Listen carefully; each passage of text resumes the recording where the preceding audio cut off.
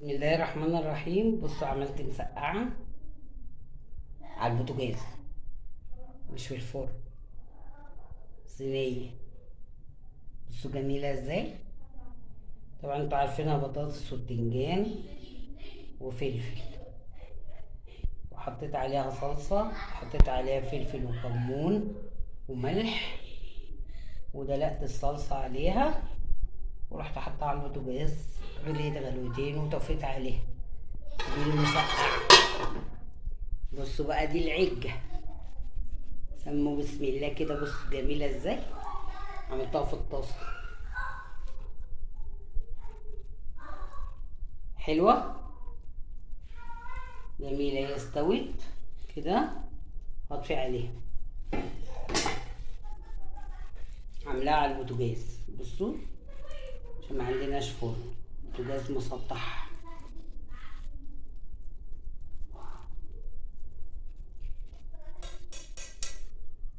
يلا ما تنسوناش اللايك، تفعلوا لنا الجرس يا احلى مشاهدين في العالم. انا بصور لكم من الدور مش من شقتي،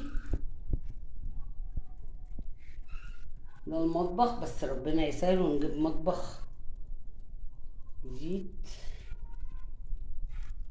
ربنا يسهل تبني شقتها واحدة واحدة هنا، ويبقى عندها شقة برا وشقة هنا، شقة في مصر وشقة هنا. بس حلوة ازاي، جميلة. هطفي عليها. يلا، كل سنة وانتم طيبين بمناسبة مولد النبي. ما تنسوناش بالشير. بصوا ادي الحوض ده، عملت بتنجان اهو، ده فلفل، حطيت عليه كمون وحطيت عليه ليمون. ده عنب. رحنا السوق النهارده، السوق بيجينا لحد هنا يوم التلات. ودي خضرة